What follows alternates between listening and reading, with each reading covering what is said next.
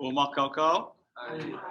Hello, Mike Kako, or Eric Inosko, Mahalo, all of you for joining us in person and virtual. So we're trying to figure out how to do all this at once. And welcome to the modern 22nd century, figuring out how to televise ideas and purposes, and getting a chance to talk. Today's gathering is sponsored by Hawaii Wildfire Management Organizations, and they're actually based in the Big Island of Hawaii.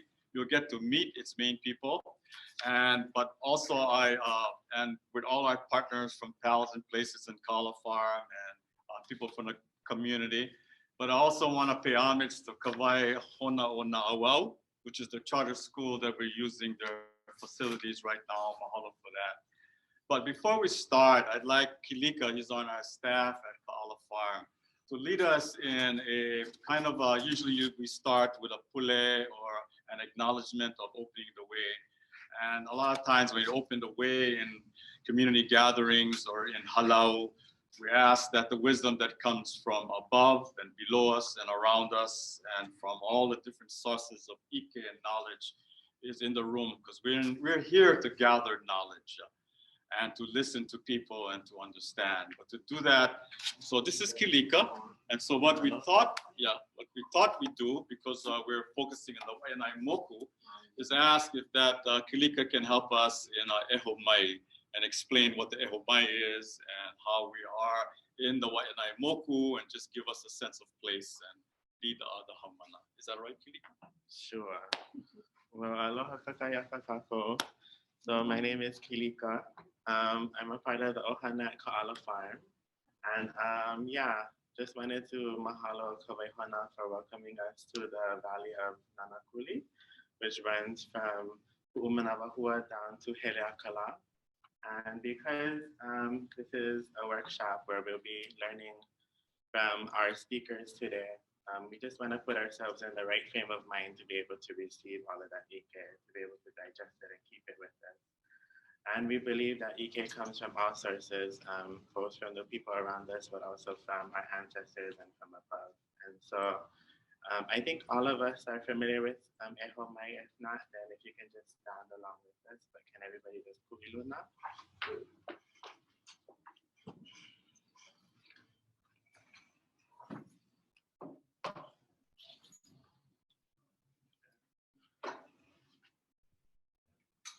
Hamo your papale, hands to your side. And then we're gonna eho mai. Eho mai pa. Eho mai ka ike mai luna mai e. O na mea una no hiro. O na mele. Eho mai. Eho mai. Eho mai.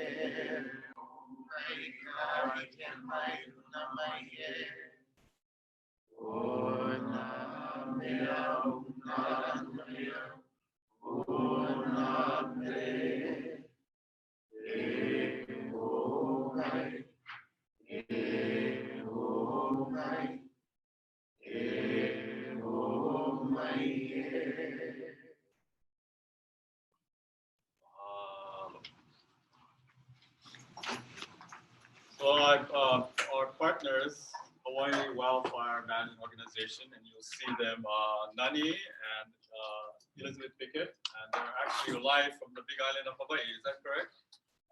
Okay, so Hawaii Island, Moku Keawe, and at Oahu, where Moku Kapu Hiheva. So every island was named for a very prominent chief or chiefess. And it's interesting, Oahu Kapu Hiheva, Hawaii o Keawe, usually Well, it's because they reigned in wisdom. They were ahead of, they were thinking of the community, of the environment, of issues that feed the people and was a righteous rule. So that's why they're remembered, yeah. Sometimes we just want to remember a war leader, but you know, there's war and peace. It's harder to rule in peace than it is to rule in war.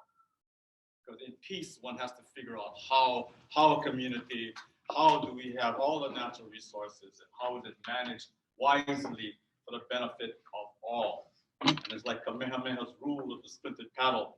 When Kamehameha saw some fishermen fishing in his territory, he ran after them, got his foot stuck in a lava tube, and those fishermen went back and cracked Kamehameha over his head with the paddle. Kamehameha's wisdom was that these were fishermen, and what right did he, as a ruler, say nobody go fishing over here? And that's how Kamehameha enacted his law of splintered paddle of justice, is that rulers can be unjust.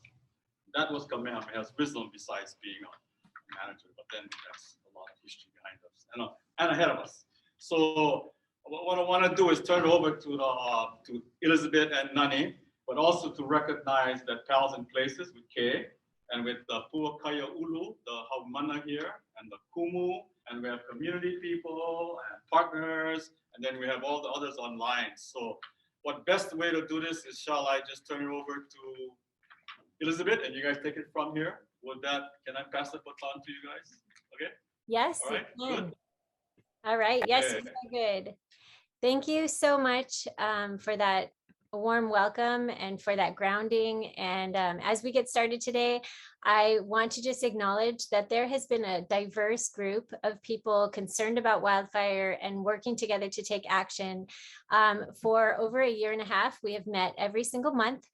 And everyone comes when they can. Everyone who's here today is invited to join us in that and be a part of it. Today's workshop is one of our results from all of us gathering and wanting to make sure that everybody has wildfire preparedness information. While we are getting started, I just wanted to note that in addition to the folks that Uncle Eric introduced us to, we also have several people from Hawaii Wildfire Management Organization joining today virtually. That includes Nani Barreto and myself. We are co-executive directors for the organization. We also have several of our staff members joining today to show support and to participate. And we also have, students and Kumu and Hawaiian Electric and farmers and many other folks who are here today virtually and in person. So thank you so much for coming. And we wanted to note very quickly that we have that Hawaiian Electric representatives who are here today. As far as we understand, you've brought emergency preparedness handbooks that you'll be passing out. And so if you're in person, please grab one of those and the Ready, Set, Go wildfire specific action guide on your way out before you leave. So you have those hard copies. We also have them digitally for anyone interested. We can give those to you by email, or you can find them online on our website. And then finally, we have representatives from Honolulu Fire Department here. So I have to look at the screen to see who all is here, but I know for sure that Captain Tomokio is here. And I wanted to invite you or anyone from HFD to say a few words before we get started, if you would like to. No, just thank you for having me. Just here to help out in any way we can. Yeah, thank you so much. Honolulu Fire Department has been a great ally and partner in all things wildfire. So we thank you for being here. And also we have Mike Walker from Division of Forestry and Wildlife, also with fire expertise and great partnership with the monthly wildfire coordinating group in Waiʻanae that we've all been getting together to hold. So Mike, do you have anything that you want to say as we welcome everyone? No, just welcome to everybody that's online and the Hamana in person and all the other folks there. Looking forward to the presentation and the discussion after. So thank you so much for attending. Great. Thank you, everyone. So we do have something we want to add into this welcome and introduction before we dive into the presentations. the first thing that we wanted to do to get us started and to set the scene is to play a video for you all made by the Malama Learning Center in partnership with Hawaii Department of Education's Leeward District and with support from Honolulu Fire Department and Hawaiian Electric and others that are grounded in the Waiʻanae community. So we want to watch the video and then we'll dive in all the way. I think Nani's going to play that video now. Okay, if I could just get a thumbs up from you, Elizabeth. Can you see the screen? Okay, and if once I play it, if you can't hear it, just stop me before I get too far along.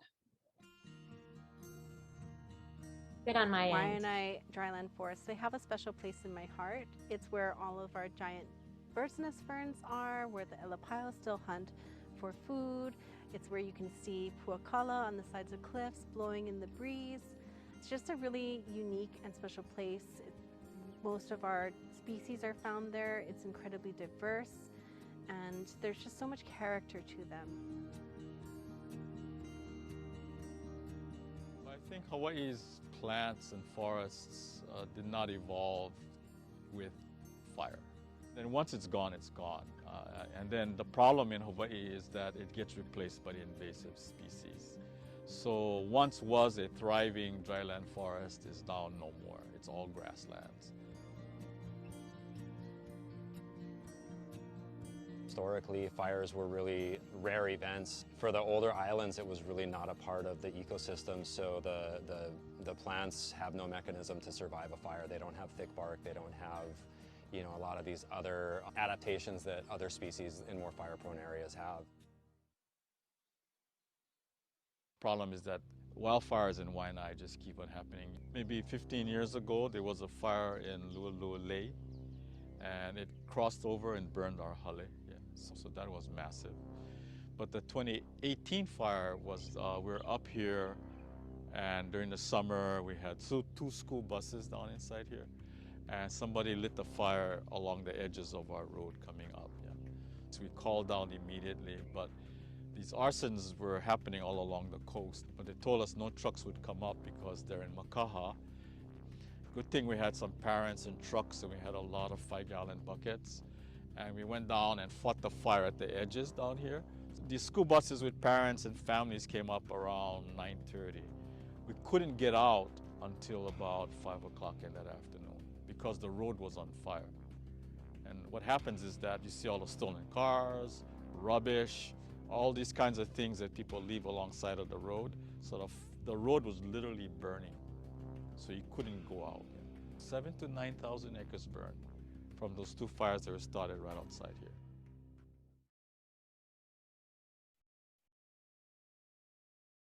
That fire, aside from, you know, around 60 of this really rare vine that's related to Kawila, the Gowania vitifolia, and then the hibiscus bracken ridgei that's out in Kea'au, I think it was the largest stand of wili wili that was on Oahu that the fire burnt into. I was estimating between 85 and 90% of the wili wilis that were burned didn't recover. Went and walked both areas, the hibiscus area and the Gowania area, right after the fire, and it was just really heartbreaking to see all these big standing wili wilis still in flower. Their trunks were blistered as far as the fire went up, and then, you know, you scratch the blisters off and there was already this fungus that was infesting the dead tissue. So they really didn't stand a chance, and that's just going back to the, you know, Hawaiian forests, especially dry forests, are just not capable of withstanding fire. So that really hits close to home. To see everyone's hard work literally go up in flames is really heartbreaking. It's years and years of our field crew and our DOFA volunteers and all of our student volunteers, all of their, you know, weed control over the years, collecting seeds, growing native plants, outplanting those native plants. To have them destroyed by one fire is really sad.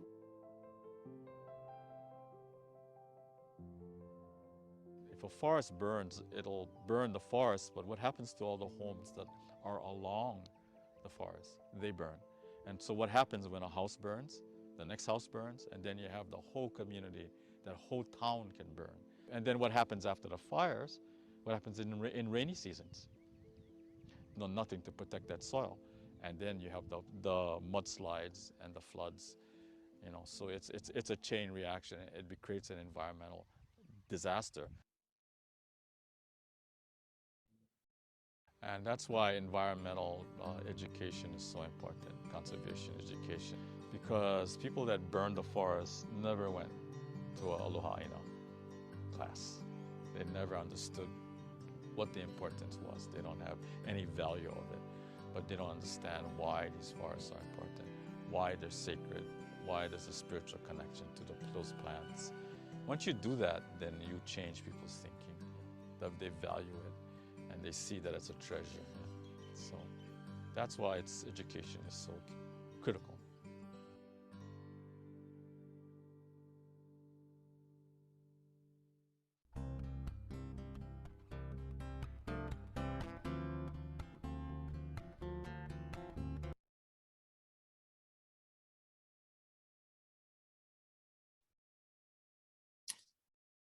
All right. With that, we're going to dive right in to our presentation that Melissa, if you don't mind sharing your screen, and I can pin that. We're going to talk about tips and tricks on how our families can prepare their homes, their communities, their landscapes for wildfire. Quickly, for those online, we are recording this and we'll send a recording to everybody afterwards. But for those that are there in person, if you don't mind, there is a sign up form. And if you include your name and your email address, we're happy to email the recording of the presentation along with any other resources we talk about. That way you don't have to take notes while you're listening. I'm just going to set up my screen here so I can pull up my notes. So here we are. Thank you to Malama Learning Center again for making and sharing such really an informative and impactful video. Thanks Eric and Elizabeth as well for introducing our workshop. What a great way to get us started. And Elizabeth, if you do notice people joining us, if you don't mind just observing and letting them in. I can. Okay. And thanks again to all of you for joining today for the opportunity to share some information about what residents can do to ready themselves for wildfire. Like Elizabeth mentioned, I'm Nani Barreto, and with her, we are the co-directors for Hawaii Wildfire Management Organization. And our presentation today is based on the International Association of Fire Chiefs National Ready, Set, Go Wildfire Preparedness Workshop. And for our purposes, we have tailored it to reflect our Hawaii-wide context. We also want to acknowledge the organizations and partners that fund our work. And for today's workshop, that is Hawaiian Electric. We have our Hawaiian State Division of Forestry and Wildlife and our U.S. Forest Service. Next slide, Melissa. Hawaii Wildfire Management Organization. We are a nonprofit. Like Eric said, we're located on Big Island, although we serve statewide, and we've been around since 2000, serving as the state's primary hub of fire information and mitigation and planning. We consider it our responsibility as well as our privilege to support all of our agency partners in protecting our island communities, our natural and cultural resources from wildfire. Some key takeaways, if nothing else, this is what we want you to leave here knowing today. First, Hawaii has a big wildfire problem, including the Waiʻanae region where you all live, work, and play. Two, the impacts are broad and long lasting. Most fires are started by people, mostly accidentally, which means we can do things to prevent them. And it's going to take all of us to keep our families, our homes, and our communities safe. And that's why we're all here today. You'll notice there's a lot of different groups helping with this workshop, including the students, Hawaiian Electric, various nonprofits, ranchers, farmers, the fire department, because it really is going to take all of us. We all have a role to play in keeping our communities fire safe. And lastly, there's a lot we can do ahead of time, both individually and collectively. We want to start this workshop off by giving you some foundational information. Hawaii has a wildfire problem, and that problem is increasing. This is due to the fact that we're having more drought episodes. Our non-native fire-prone vegetation is expanding, especially the grasses. and we're having more and more accidental ignitions by people. At this point, on average, we are rivaling the westernmost fire-prone states in terms of the percentage of land area in our state that burns every year. Our acre numbers may be lower, we're a smaller state, but the proportion of land that burns is still significant, and it's leaving broad and long-lasting consequences. The wildfire impacts, like the video that was played earlier, the impacts take place Mauka to Makai and that's what these pictures here are, shows the burning of native forests and sensitive habitats, all the way to post-fire erosion that enters the nearshore waters and smothers coral reefs. It not only affects our natural resources, but it also affects our municipal infrastructure and our budgets, traffic, human health, everything from smoke and post-fire dust, and of course, lives and safety of both our community members and our firefighters. What we have here is a map of fire ignitions that took place over a 10-year span of years across all the islands. And you don't need to really dig too deep into what's there, but there's a few important things we want to point out that we learned from collecting all these records across the state. First, fires are being ignited on both the windward and the leeward sides on every single island in the state. Those are the red dots that you see there on the maps. We also learned that fires are frequently larger on the leeward sides because those areas are drier, but under dry conditions, anywhere can burn. And we also know that 99% of fires are started by people, and 75% of those are accidental. We think that means the potential is high due to reduce ignitions if our neighbors and the greater public have a better awareness and know how to be more careful in the activities they choose to do and when and where they do those. And finally, before we dive into the Ready, Set, Go information, we do want to emphasize that the idea that it's going to take everyone, all of us, working together ahead of time to protect our lands, our waters, and our people from wildfire. Firefighters do a really good job of putting out the fires, but everyone needs to know and needs to help prevent those accidental ignitions. We also need everyone managing the vegetation in their yards and around their neighborhoods, and having our families and our property well prepared and ready to better survive any fires that do come close. The good news is that with fire, there's a lot we can do. Fire can only burn where there's fuel, and we can do a lot about that. So toward that, keep in mind that you will get the most safety and protection when you take proactive actions. And just by being here today, you're already taking the first step. And that's why we're here today. We're gonna show you some detailed strategies on how those proactive actions, what proactive actions you can take by using principles that are set forth in our Ready, Set, Go program. I'll put a link in the chat box later on with a that takes you to where you can download or print that guide. And then of course, for those there in person, you can walk out the door with one in your hand. The information that's in the Ready, Set, Go guide is based on a lot of hard-earned lessons from very destructive fires, during which a high number of fatalities occurred when people evacuated too late and got caught in the smoke and fire-filled roads and traffic.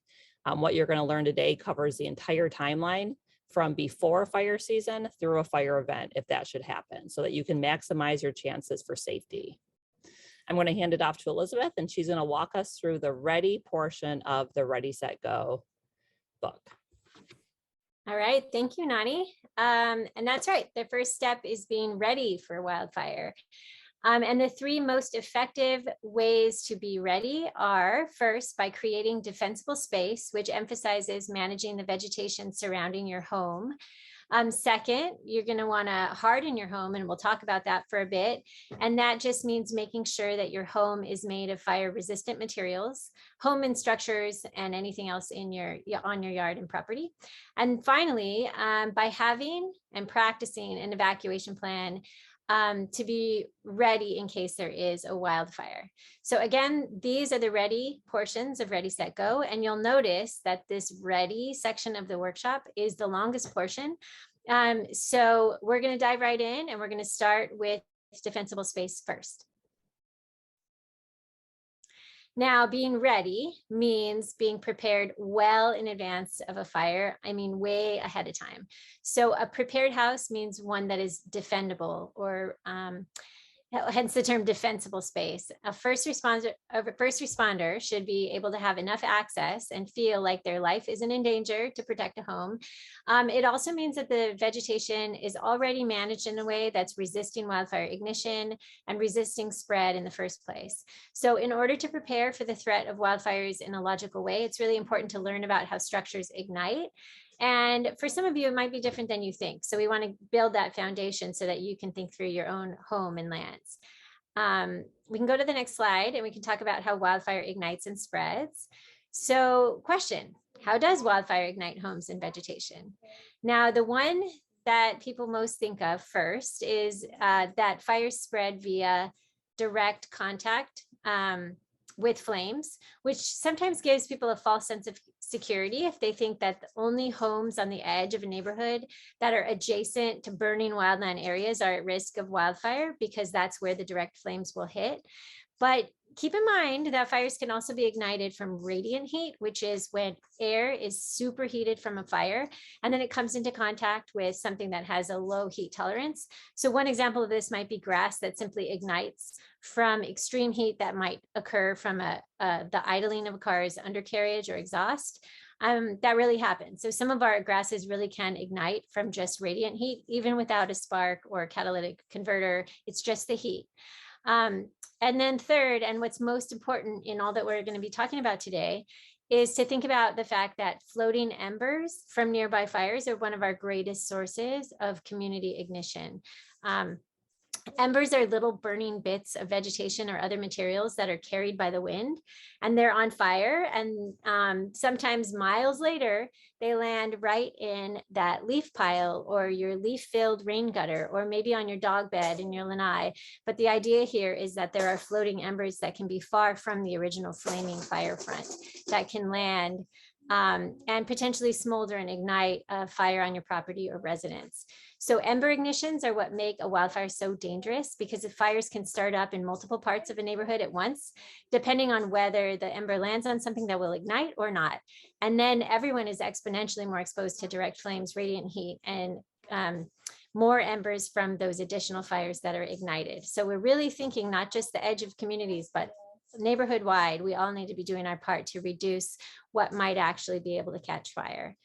And so in order to do that, we want to create defensible space. We can, yeah, there we go. So defensible space is the buffer you create between a building on your property and the surrounding vegetation. So that can be grass, trees, shrubs, or any wildland area that you may be adjacent to or that might surround your home. And you want to make a buffer, and that buffer is needed to either slow or stop altogether the spread of wildfire. And that buffer also helps protect your home from catching fire, either from embers, from direct flame contact, radiant heat, all those ways that fire spreads. If the space immediately surrounding your home is unable to sustain flames for an extended period of time, firefighters can defend the space from wildfire more easily. So if you have defensible space, the chances of your home being safe are much higher, because it will help resist, sorry, my dog is making noises, because it'll help resist fire in the first place, and also provide a safe place from which firefighters can position themselves to defend your home. So if you look at this graphic, you can see that there are zones. The first is 0 to 5 feet, closest to the home. We call that the non-combustible zone. And that zone, sorry, you might have to take over now for a minute. No problem. Okay, so looking at that first zone, 0 to 5, that's the one closest to the home. So this zone is designed to protect the building from ignition that can result from those windblown embers that can, they can accumulate at the base of the exterior wall, or and from exposure to radiant heat or the direct flame contact. And then there's that second zone moving away from the house, 5 to 30 feet. It says lean, clean, and green zone. So to create defensible space there, it's important that vegetation is lean or minimal, clean, which means all the brown dead vegetation is removed, and green, or vegetation that's drought tolerant and looks green and healthy. And then lastly, that third zone, moving away from the house, 30 to 100 feet, that's known as the wildland fuel reduction action zone. So removing vegetation and fuels in this zone, it can reduce the speed and the intensity of a fire that's coming from a wildland area. If the far reaches of your property are far from your home, but they may impact your neighbors' structures or their homes or their property, it's essential that you consider that fact and mitigate that risk as soon as you can.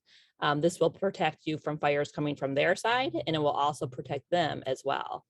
So this is a case where, you know, being a good neighbor protects everyone, yourself included. And I'm happy to keep going if you want, Okay. Honey. Okay. Okay, sorry about that, everyone.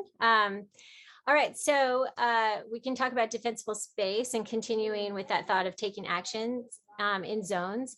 So using these zones to prepare your home against fire is really crucial. So it's really important that you focus your time and energy within that first zone closest to the home or closest to the structure in that 0 to 5 foot zone. And working your preparedness efforts within that zone really does have the greatest impacts. So it's kind of the biggest bang for your buck in terms of keeping your house protected from wildfire and making sure embers don't have a place to land that are going to directly impact your home if they smolder and catch fire. So after you've worked within that zone 1, you can continue working your way from the house as time and energy permits. So again, start close to your home and work your way out, do what you can, and then think through any actions you might need to take on your perimeters that may offer greater safety to your neighbors, because ultimately that's going to protect you and your whole neighborhood as well. And then now we also, since we learned how structures ignite, we also want to talk about why it's important to create defensible space and manage vegetation, specifically thinking about resisting embers and preventing wildfire spread across your yard to your home structure. We want to walk you through some very specific tips for creating defensible space within each of those zones. So these are the actions you can literally take right away this weekend and every time you're working in your yard. These are the very specific things other than that concept of working through zones. So here are your tips. In the 0 to 5 foot zone, and that's again 0 to 5 feet from your house working out, you want to think through the fact that it's really important that the materials that are in that zone are resistant to ignitions or they're non-combustible. So one tip is to not use combustible materials in that zone like bark or wood chips or mulch, but instead use hardscape like gravel, pavers, concrete. Plants within the zone need to be limited to those that grow low to the ground, that don't have lots of woody materials, and that can be properly watered and maintained so they're not dropping lots of leaf litter that has to constantly be cleaned up. This kind of landscaping is considered, that you see here, is considered xeriscaped because plants in this area or this zone need little to no water beyond what the natural climate already provides, and that helps it also be fire resistant. Some more tips within the zone, we can go on to the next slide, is to remove dying plant materials. So we're talking about weeds, grass, plants, shrubs, trees, branches, any debris, vegetation debris that's already dying or on its way out, or piles of leaves and dry or just scraggly. So you want to remove all of those. So that means you'll have to check and possibly clean on a regular basis, not just on the ground, but also your roofs, your rain gutters, your lanai, your porches, stairways, underneath your house, post and piers, just making sure that you removed all that debris that could potentially ignite from embers. You also, next slide, want to check your propane tanks. So make sure those are clear of any vegetative debris, leaf piles, dry stuff. You want it to be really combustible free all around it. So try to limit combustible items on top of your decks and lanai as well. So you're thinking like outdoor furniture, make sure your planters don't also have all that dead and dying plant material. So it's been documented actually that embers have ignited homes by initially igniting outdoor combustible furniture pieces, specifically like dog beds and things. So you can reduce the ignition potential by relocating lumber and those kind of combustible materials away from the home. And we'll talk about evacuation later, but grab those dog beds and throw them somewhere inside where they're not sitting out there waiting to catch an ember. And then again, still in the 0 to 5 foot zone, some more practical tips for this zone is just to replace as you can, any wooden fencing, gates, or arbors that are attached to your home. Ideally, you'd replace it with non-combustible alternatives like fire-resistant vinyl or metal, stone, rock. You might also want to consider relocating your garbage and your recycling containers if they're housed inside this zone, since these receptacles often create nooks, around them for ember gathering, where they might just sit there for a while and smolder. So those are some of the tips for the 0 to 5 foot zone. There are lots more in the Ready, Set, Go action guide that you'll receive today, but we can move on to the 5 to 30 foot zone. So what can you do in that second zone? The practical tips in this zone really focus on keeping your vegetation lean. And that means minimal, spread apart, clean, where the brown and dead or dying vegetation is also removed, and green, meaning it looks green and healthy, it's hydrated, and it can deal with dry conditions, or it needs minimal watering and it still stays healthy and doesn't drop its leaves and get dried out. So it's important in this zone to remove branches that hang down all the way, like from over your roof, or touching your roof, or grow down onto the ground where it touches the grass. You do want to prune those up or remove those branches altogether, since those branches can potentially catch your roof or your other vegetation on fire. You want to remove or prune flammable plants and shrubs to keep that fuel load down as well. Keep your grass mowed as short as can be, maybe 4 inches max, to reduce the potential spread of fire along the ground, especially during really dry times when your grass is dry. If that is all the way down, it sometimes can even stop fire in its tracks. It would be very easy to suppress. More tips for the 5 to 30 foot zone, that middle space outside your initial home. You want to keep vegetation lean and clean, and doing that also means reducing ladder fuels. So what we mean by this is that ladder fuels are vegetation that can carry a fire that is burning in the low growing vegetation near the ground. And then it kind of steps up to taller vegetation and taller until it's in the treetops. And that's why I said, if the trees are hanging down, touching your grass, you want to kind of remove some of the rungs of that ladder by keeping your grass low and your trees limbed up high, so that fire doesn't have a chance to spread really quickly and get up into the tree canopies, or higher up into the wind, where it spreads even more quickly. Examples of we have some tips to help with plant selection, and this is all part of creating defensible space, minimizing plants that are combustible or that drop leaf litter. And this is where you might want to consider replacing some of your existing vegetation that might require a lot of water, a lot of maintenance, a lot of raking, a lot of leaf gathering and trimming. You might want to replace it with native firewise plants that are more fire resistant. So we refer to the type of vegetation that is less likely to ignite from embers as firewise vegetation. And they're often plants that are native to Hawaii, and they have already adapted to this climate. They tend to be drought tolerant. They can produce, with good plant selection, they reduce your leaf litter. And we have a list of recommended native firewise plants on our website. And we also have it in the form of a bookmark and some other materials. So we'll put that link in the chat box as well. But we really recommend you, for lots of reasons, that you can replace things with native plants that are more firewise. And moving on, we have one last practical tip for creating space that's defendable, and that's making sure your home is accessible by the fire department. So accessibility for fire vehicles means a clearance of 14 feet wide, 14 feet tall. Don't forget to look up when you're doing your vegetation maintenance. It's easy to look at eye level or down, but always remember to look up as well.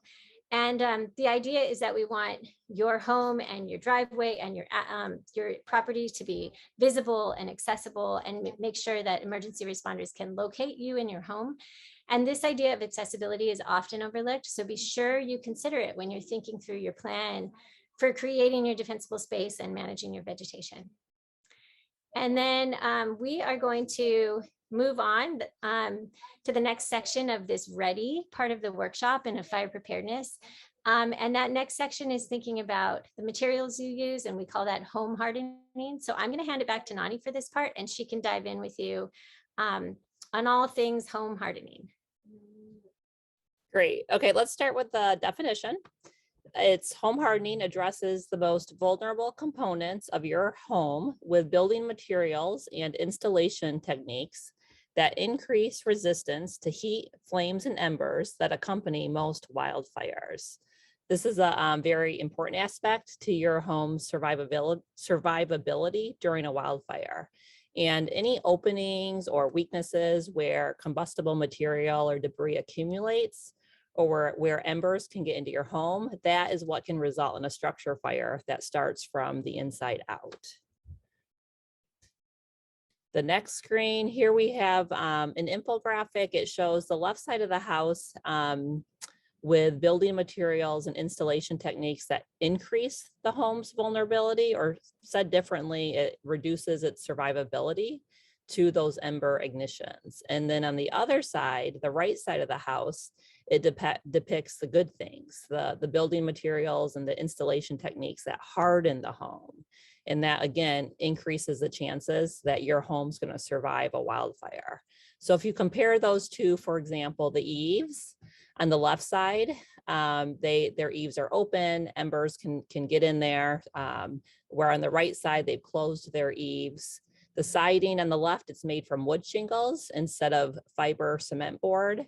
Windows, single pane versus dual pane.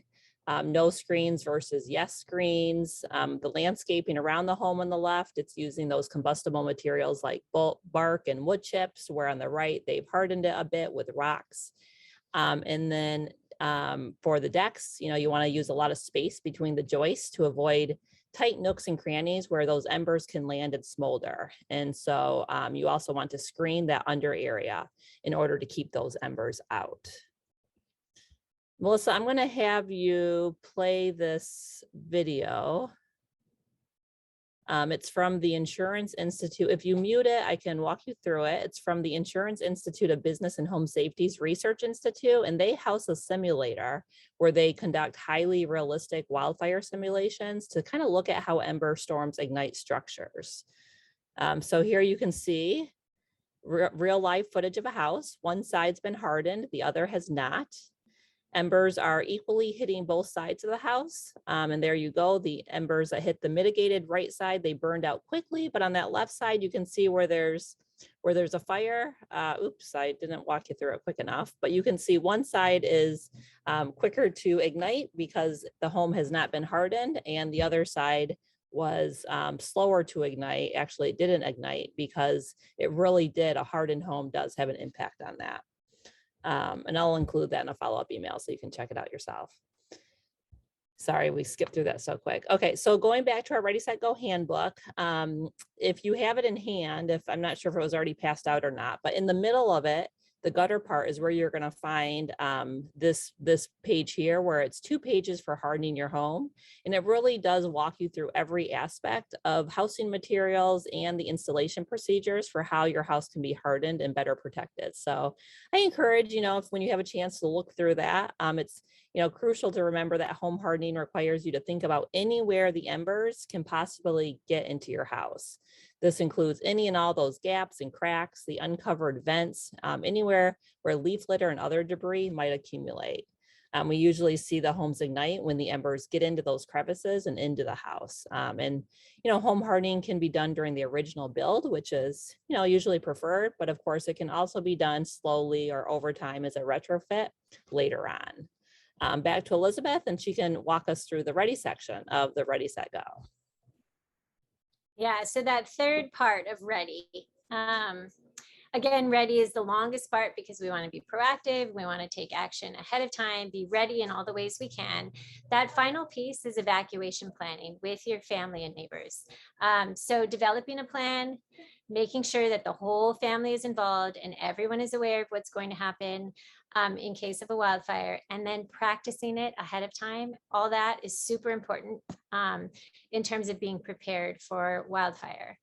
So for those of you who don't already have an evacuation plan in place yet, there are templates a lot of them out there with emergency management and others, but we have one in the Hawaii Ready, Set, Go handbook that you and your family can easily use. You can pull it out and put it on the fridge.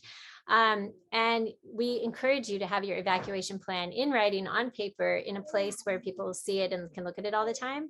So after thinking it through and putting it on paper, don't stick it somewhere and forget about it. So the main idea is to keep it front of mind, keep it in everyone's awareness, and maybe even inside or near your go bag or places like that, mainly somewhere obvious that you'd remember. So once your plan is on paper and stored somewhere obvious, you don't want to stop there.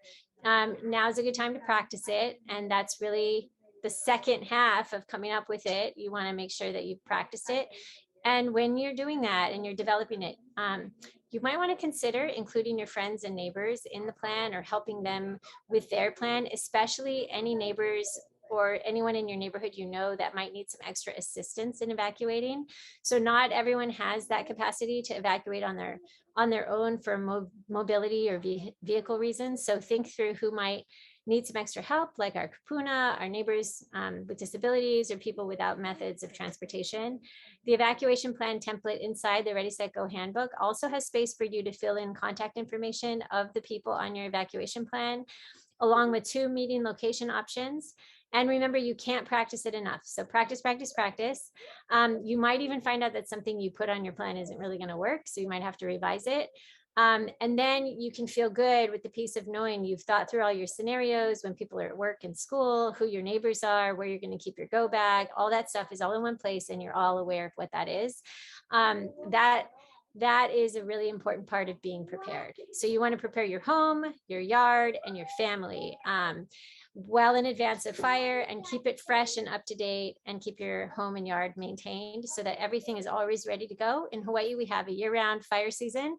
It gets worse in the drought months and in the summer months, but we can have fires any time of year. So this is an all the time kind of thing. So that wraps up the ready portion of Ready, Set, Go in terms of that portion of the handbook. But we're ready to talk about set. And this part is shorter, but it's still very important. It might take less time and money, but it's equally essential to safety. So being set means maintaining situational awareness, which really just means paying attention to what's happening around you. So we don't want fire to sneak up on you and catch you off guard. There are plenty of indications if you look around to let you know when the fire hazard is high. I mean, in the fire world, we call this situational awareness, but you can just be noticing in 2 different ways what's happening when it comes to fire. So throughout the year, you can watch the state and the color of the vegetation around. Notice when it's drying out, when the green grass and vegetation starts turning yellow and brown and gray, when it starts getting pokey and just dry and brittle. Obviously, you're at a high fire hazard at that time, but you can watch it getting there and you can alert yourself to take action if you haven't yet, or to shore up your preparedness activities. So let those environmental indicators and the seasonal indicators inspire you to hustle and take the preparedness actions that we went over earlier. Second, you also need to keep aware when there's a fire anywhere near you in your general vicinity. So during a fire and through the day, the winds change direction. Don't assume that because a fire or its smoke looks far away, or because the wind is blowing it away from your neighborhood, that it's going to remain that way. We all know winds can change quickly, and fire behavior can be anything in the future different than what it is right now. It can be unpredictable and surprising. So stay alert, stay aware, and be hyper vigilant in maintaining awareness about the status of that fire. So in this picture, there's a fire in West Maui, and it looked like it was blowing uphill and away from residential areas. But then here in the next slide, you can see that later in the day when the winds changed, the fire and smoke traveled in the opposite direction and directly threatened lives and homes in that area. So fires can really travel that fast and change directions often. So staying vigilant and aware will help you and your family to be prepared. So again, this is kind of just a reminder that fires don't just happen from direct flame contact, but also from superheated air and those embers that might be burning and smoldering, floating in the wind that can travel miles and miles and ignite whatever it lands on. And again, as review, that's debris in your roof gutters, green waste piles, the nooks and crannies of your home. And it can even burn your home from the inside out if it gets into your vents or anything like that, any of those nooks and crannies. So a fire that's occurring sort of close by, say several miles away, it's still a threat, and you need to be wary of that, and you need to be prepared to deal with that. So stay vigilant. We want to show you a video for the go portion of this Ready, Set, Go program. And we can do the same thing where we play the video. It's a video of a driver documenting his escape, which was probably too late from an ember storm. So I want to have you notice the traffic, notice the smoke. Keep in mind that even while the cars are moving slowly, people's minds and hearts are probably racing. They're probably really scared. Even that in itself, just being nervous and scared that this is happening, can lead to medical issues and accidents on top of traffic that might put you in harm's way. So for this reason, the go in Ready, Set, Go, honestly, the program should be called Ready, Set, Go Early, because it's better for everyone to evacuate early. We want to keep the roads as clear as possible for emergency responders. We want to get everyone out as early as possible before the stress of everything piles up and options are limited and people are just figuring out where the phone numbers are. They haven't packed their go bag. Everybody's really stressed. Have we contacted that neighbor? None of that should be happening when you're given an evacuation order. That's the stuff you do way in advance. So when you get that evacuation order, you're ready. You've been using your situational awareness. You've been tracking what's happening, tracking the seasons, paying attention to the fact that there is a fire nearby. You can use your own judgment to leave early, and you can go with the peace of knowing that you and your home and your family are as prepared as possible. None of that last minute running around. Now's the time to rake my leaves. That's not the time. You've already done that because you're prepared ahead of time. Everybody knows what's going on. You can stay calm and safe and get out early. And now the only thing that you need to think about doing is to get out of the active fire event area and keep you and your loved ones safe and not add to the problem. So the point here is, please just leave early, just go. And this recommendation is based on Hawaii and national fire incidents everything's been analyzed and the lessons learned have been tracked on how we can best reduce risk. And the majority of fatalities and injuries occur during congested evacuation traffic. So keep in mind, we all need to be part of keeping our roads clear for emergency responders to get into the area to defend it. If you leave early, even way before an evacuation order, you can always go to the mall, you can go out to dinner, you can go somewhere else, you can always go back home, but at least you're out of the way and you don't get sucked up into that scary, slow moving evacuation traffic. So it's no problem to leave early, even if there isn't an evacuation order yet. The safest place is far away from the fire. And the best time to take action and get ready is before there's ever a fire happening. High traffic evacuations are really stressful. And they're really the last place you want to get caught. So the go part of Ready, Set, Go is really the go early. So if you think of this Ready, Set, Go and you went to this workshop, you know they're ready, you want to be prepared, home, yard, and family, set, pay attention, but the go is go early if at all possible. And then, that said, make sure you're staying alerted to any evacuation orders that are issued. So follow the directives that are given to you by those coordinating the safest exit and shelter plans given the situation. There's nothing that you can really know ahead of time because fires can happen in different places. And so those orders or recommendations are going to be very specific to the incident.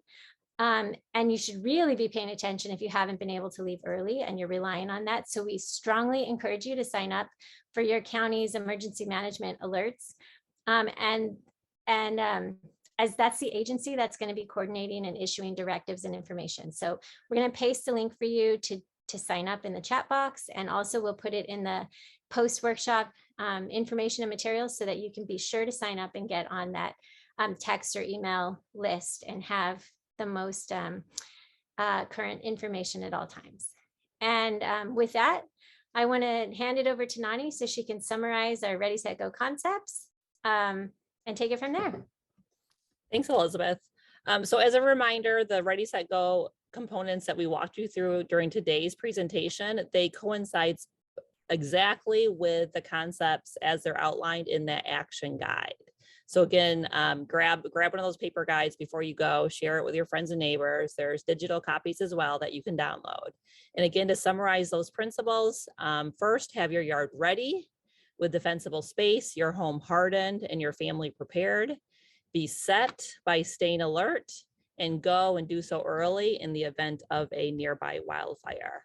And if you follow all of those things, you can at least have the comfort of knowing that you did all you could ahead of time to be safe. So again, the Ready, Set, Go guide is available digitally on our website, and I think it will be in the chat box. And of course, we'll follow up with you afterwards for it. And since we do have you on the line, we want to quickly share some other resources that might be of interest. The first one, as a reminder, many of you know this. Right now, we have our statewide wildfire awareness campaign that's launched every year during the summertime.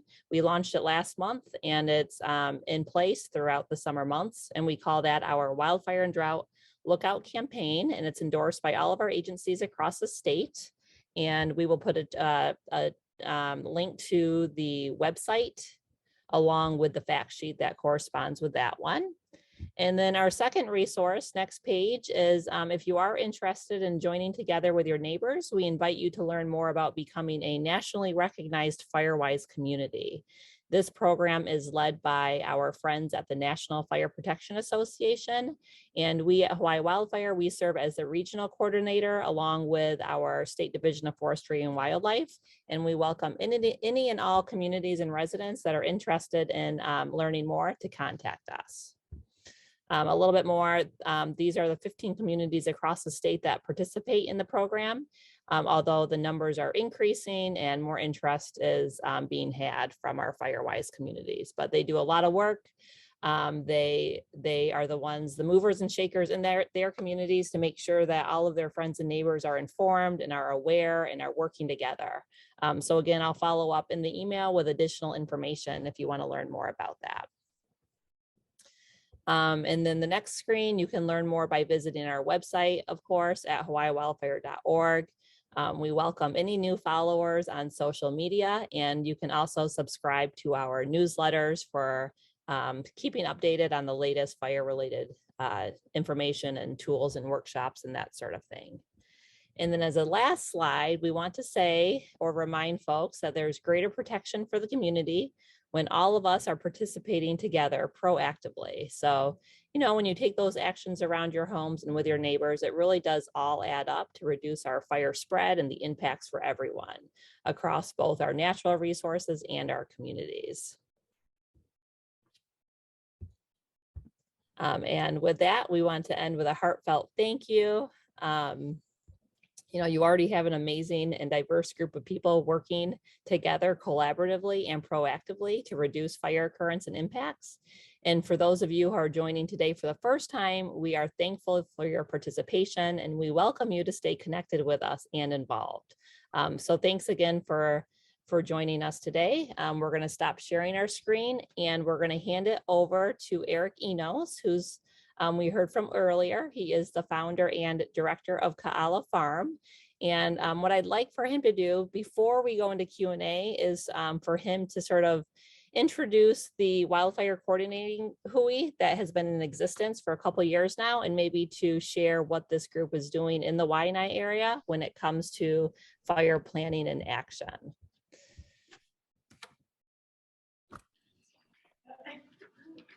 And I do apologize, that was a lot of information. So if we need to take a pause, we are welcome to do that.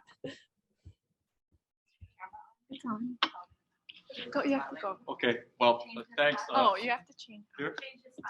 Yeah, sorry. All right. Well, there was a lot of information and covers a lot of ground and a lot of territory. And the fires, as you know, are lit in the Waiʻanae Moku from Kahe all the way to Ka'ena, all the way up into the mountains. And every valley, every ahukua has its challenges and its strategies and so forth. But the group we're very specific to Waiʻanae right now, and you know, there are other efforts that are happening in different parts of the community. But at this time, I just want to introduce the Bula and also recognize that we have some partners from the Waiʻanae Agriculture Park of Iakul, which are impacted.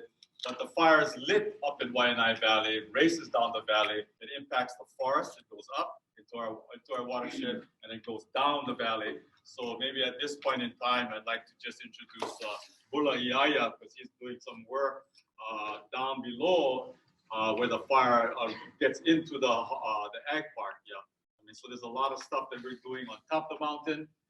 We had a grant in aid for a fire, for a fence, for green bakes, working with Dauphin Forestry, using sheep and stuff. But that idea came from Bula Iaya. So is it all right that we shift to Bula right now? He's part of our the Waiʻanae Wildfire. So Izzy Life, Bula, can we pull you up? Yeah, Talk yes. about what Can you're you guys doing. hear me?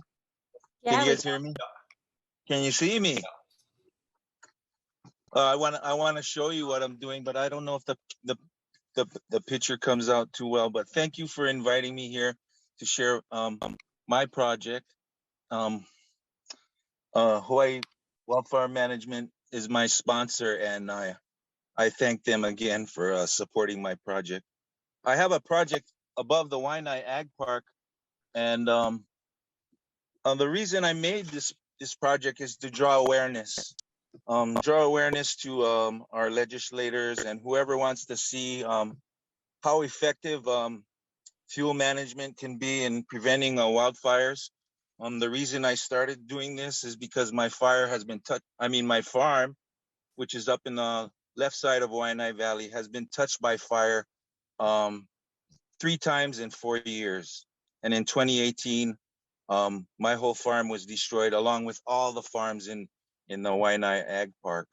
So in moving forward, I'm a retired fireman with many years of experience with brush fires, and I've chosen a spot on the left side of Waiʻanae Valley, a sort of pinch point that's halfway up the valley. So I'm dividing 1/4 of the valley with a fire break, and that's a defensible space that's 180 feet wide. It consists of 6 acres, I believe, which I manage by putting fencing up, and I let sheep go into that space, and I'm hoping that when I'm finished, I can use those sheep to remove all the fuel on the left side of the valley in a span of 180 feet and across the whole valley. Yeah, and when I'm finished, I'm confident that whenever we have a fire, that whatever direction the wind is blowing, we can at least cut that fire into 1/4 of the space. I also use this space, and I invite the Honolulu Fire Department to come and use this as a backburning area or a way to start using backburns to help the community in defending the hottest space in all of the islands. Yeah, in Nanakuli and Waiʻanae, many of you here at this meeting have experienced the fire coming to your homes. Yeah, and for me, in the past, in my beginnings as a firefighter, we used backburning to remove fuel. And so by removing fuel around your house, it's the best way to keep the fire from coming to your house. Yeah, and that's what my project is. And I'm just here, and I'm glad that you guys are getting the knowledge that you need to defend your home. And I want to thank Hawaii Wildfire Management Organization for supporting me. And I hope that I can get more support from the Honolulu Fire Department. Thank you. Well, thank you, Bula, for doing so much hard work and for getting us all catalyzed into working together to take action. So we really appreciate all the work that you've been doing, and we're so glad we can start pulling in additional folks to be part of part of everybody doing their roles and playing their part and being more protected and safe. Thank you. Thank you guys. You're my main supporters. I think you have a whole cheering squad that's participating in this workshop virtually and in person, because we're so thankful for the work that you and everyone is doing. I think we probably could send it back to the in-person room and see if there are, what's next, Nani? Do we have questions or more folks that are part of our group going to introduce themselves? Eric, did you want to share a little bit about the working group and how you guys formed and how you come together and work together? And Eric, you also at some point the students. Yeah, well, yeah. At this point, what we want to do is we're inspired by Bula about with the sheep, and we went right into the sheep, and we started doing the fencing, and what we wanted to do was start putting the sheep. But we've been working on sheep now for a couple of years. We have Travis from Kahumana, which we got some sheep from, and he's here. But at this point, I wanted to turn it over to Kay to talk about what we're doing with Pu'akaya Ulu with the fire group and with Kamuela Werner and his group that is studying fire, because that's one way that we really want to do the efforts with the sheep, with the fencing, and then also with the support of Hawaiian Electric, also start dealing with the gate in Waiʻanae Valley. Now, this is very specific to our Waiʻanae Valley, Waiʻanae Kai fires. And as you know, the Waiʻanae Kai fires that are started along Waiʻanae Valley Road are the ignition point in the state. In other words, every summer fires are lit there. So to stop it, you need a gate, but to stop it, we're gonna try to get the fuel load, but that gets us into using of sheep to cut down the grass. So the sheep eat the grass and we eat the sheep. So anyways, maybe 1,000 places. I was wondering if Kay can talk about the role 1,000 places have played in our Waiʻanae Wildfire group, and there's other people who are part of that, but getting the students involved and community involved. So Kay, can you tell us the role of 1,000 places in this effort? Thanks, Kay. Aloha, Kay Fukuda. So we've been collaborating with the University of Hawaii. We've been collaborating with Ka'ala for a number of years now. And for the last 2 years in the summer, we've been collaborating on a 5-week summer program involving Kumu and Hamana from the coast to give them an opportunity to study issues that directly impact their community. And so here with us today are 2 of the groups. One is fire mitigation and water. And I think the kids have a really great opportunity to meet researchers, to meet practitioners, to meet community activists who are all working on particular issues in the community. So this summer it's Aipono, it's fire mitigation, water, indigenous practices. Renewable energy, thank you. So anyway, I think it's a great opportunity for both the Kumu and the Hamana to dive a little deeper into issues into their communities so that they're prepared to be the stewards and prepared to join a network of individuals, community partners who are working on issues that directly impact their communities. So Kamuela Werner is leading the fire mitigation group. Kamuela works at Nanakuli Intern High, and they're the fire mitigation. So can I pass it on to you, Kumu? And Kumu Ui is the water group, and so that's the water group over there. My students, can you please come to the front? You will be introducing yourself as well as what you've learned over the past 4 weeks.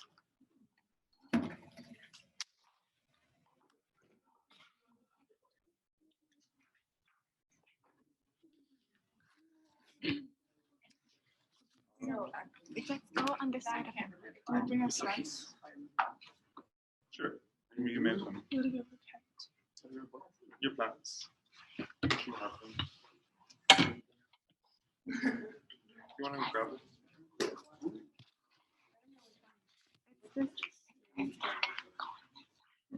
On the right side of me, please. Which one? Yeah.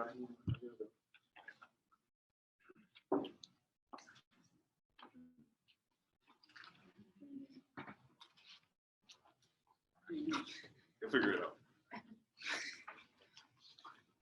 Mai ka puka no kala mahaiha'i a ka kalawa no kala I le hua ana I me ke aloha pakahia pau. My name is Kamuela Werner. I'm a teacher at Nanakuli High Intermediate School, and I teach social studies and agriculture. And I am proud to be a part of this hui as their kumu for wildfire mitigation. For the past 4 weeks, we've ventured across this moku and to the island of Hawaii to understand how to prevent and how to mitigate wildfires in our communities and across. And in my own use of this knowledge, this ike, we have a Ho'opulapula Academy at our school where we understand how to live the vision of Prince Jonah Kuhi'okalani on the Ole, which is to rehabilitate Native Hawaiians by putting them back onto Aina through a homesteading program for middle schoolers. And so one of the ways that we want to protect that program is by creating a green fire break on the outside of our farm, which has already started with these fine students. The plants that they're holding have been planted outside of that farm, and some of them will describe those plants for you, and some will describe plants that are extremely rare, like only found in Nanakuli Valley, or only found in certain parts of Oahu and Hawaii. So, who wants to take it away? Okay. Hello everybody, my name is Brandon. I'm from Olakoi for fire mitigation. I'm from Nanakuli and I just graduated from Nanakuli. I think one of the best memories we had so far here in our Olakoi was when we went to Kona, we went to what was it? They showed us their facility up there. It was really cool. And my experience with the fire mitigation group, I think that it is a great subject to study upon because just like recently that fire that was in my league, it was really close to the houses, and it would be good for my community because most of the houses is right next to the mall, so it would be good to create that fire break to separate all that fuel from the homestead.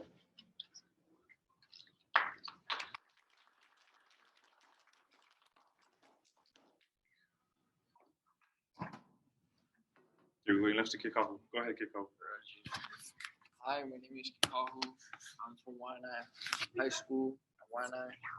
I'm going to be a senior this year, and something that I found really fun and interesting while being in this program and a part of the fire mitigation group was we went up to Kona, we went up to the ranch in Mahiki.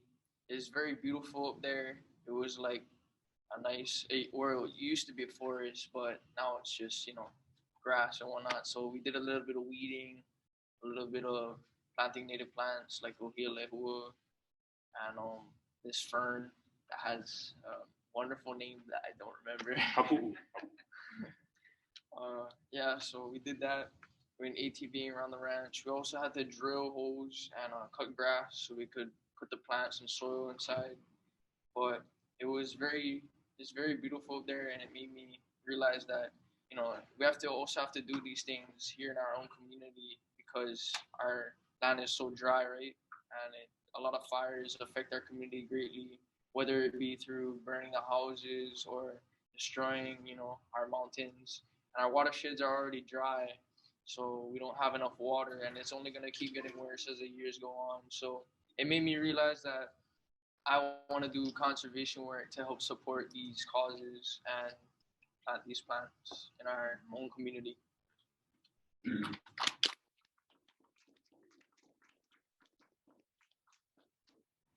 Okay, so my name is Jaden. I'm a junior, going to be a senior at Nanakuli. And adding on to what he said, like everything about the fire and the conservation work, when you're just planting native plants, it's just a natural fire break. You don't have to really do anything. So we went to the Ka'ala Ranch, and they made us realize how actually dry it is since the the water got diverted out of the river.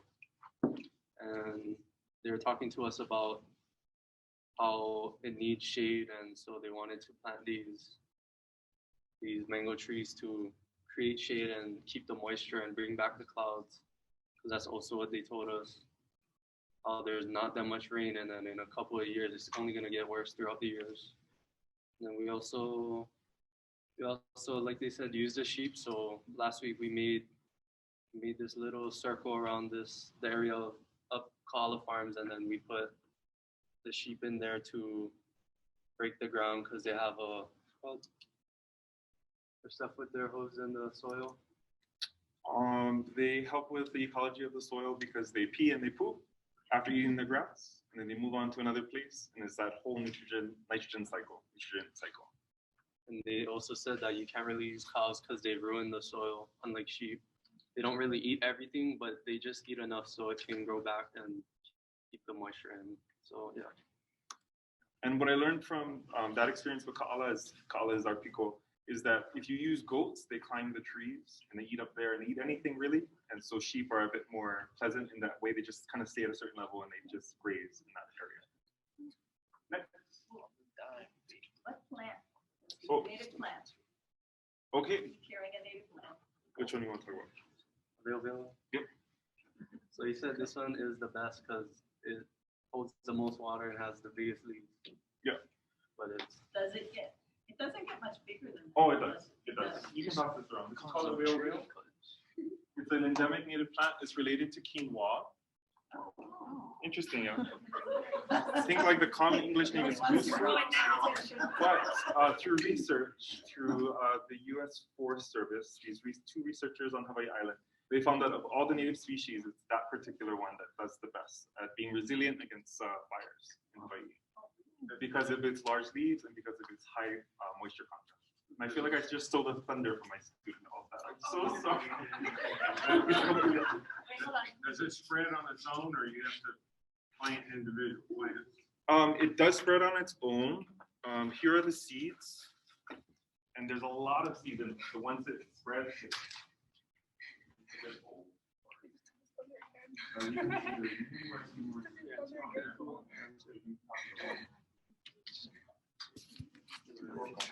And just to let you know, these Aviovio came from Palehua. So that relationship with Malam Learning Center and with other folks has been amazing to make sure that these green fire breaks are grown and nurtured. I know, I'm so sorry. Once I'm on the road, you gotta stop. Anybody next? Any other questions? Avail.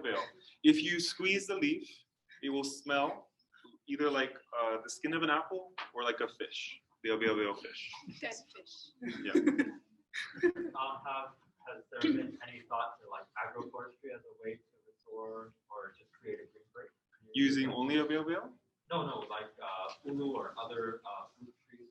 My understanding is that it's called a shaded fire break. Is that all my fire people? I think that's a shaded fire break, yes. Where you have very large trees and the underbrush is removed so that fuel source is not there, and the shade provides more moisture and lowers the temperature. Correct me, people on virtual land. Okay. We can do Q&A after. Okay, that's fine. Also, so like. There's at least 3 of us. Yeah.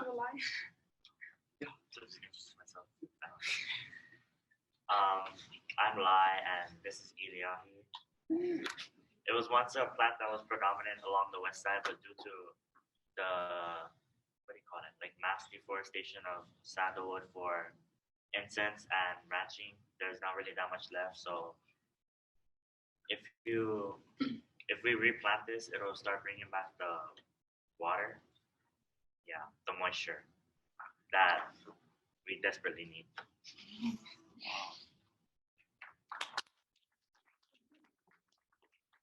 My name is Jasmine.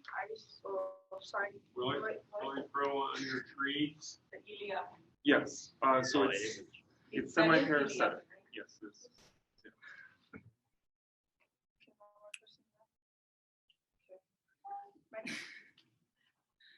My name is Jasmine. I recently graduated from Nanakule High School and now I'm a freshman at UH. I would say a memorable thing I experienced during this program was making an electrical fence for the sheep. We made a new space so that they could eat around that area too. I feel like that can contribute to our community because I think the sheep are great fire breaks. They eat the fuel all around. Oh.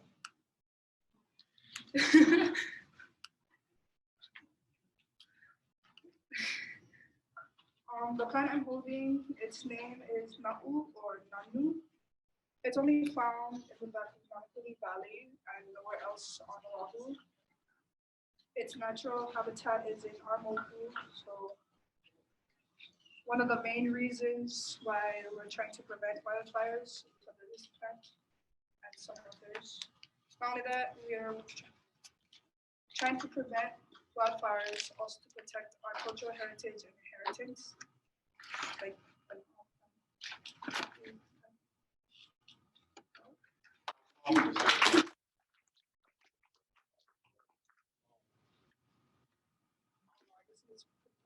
It's a small tree, about 15 to 20 feet, if you're lucky. But it slows it's a slow growing gardenia. Oh, so it's the small gardenias, the local gardenia, yeah? Smells like coconut.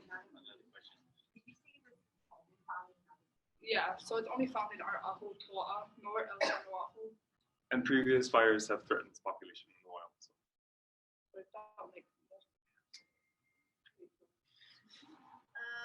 I'm Dada Gaden. I'm from the Big Island. I'm gonna be a junior at Waiʻanae High. A memorable experience I had was when we learned through hands-on experience on the Big Island how the firefighters put out the Parker Ranch fire using tools they showed us.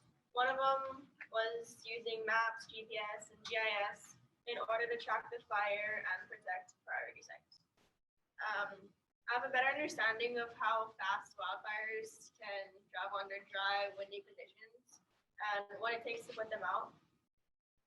Proper planning in my community is needed to prevent and control fuel sources. Using maps, GIS, and GPS can help us do just that.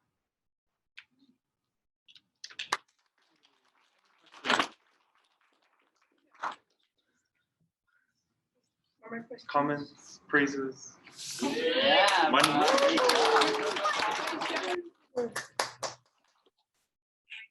wanted to say thank you for all that you guys are doing and just commend you students especially and Kumu for raising up our leaders of tomorrow to be involved and actively do something to be a positive change for our community and our laws and individuals as well.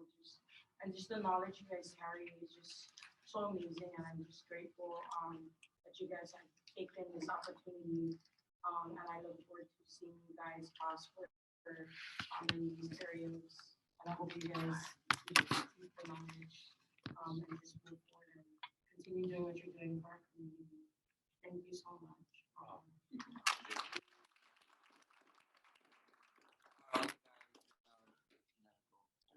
Awesome job, you guys. And before the guys go, this is our sheep herders over here, AK, Mango, and then that's with the help of Travis, so that's our sheep gang, and part of the sheep grass eaters, and if you get those sheep in other areas, in other communities, then they can eat the grass in your backyard, and so we'll have roving marauders of sheep eating grass and stop fires from threatening us. How many sheep you got? Well, we started with 5, now we got 8, now we got 9. I don't know how many sheep we got now. I'm pretty sure that And they're all girls are pregnant. Yeah. So we're getting there bit by bit, and all what Bula showed us how effective it is. The sheep eat the grass, and they'll eat it right down to and that'll stop the fire. So.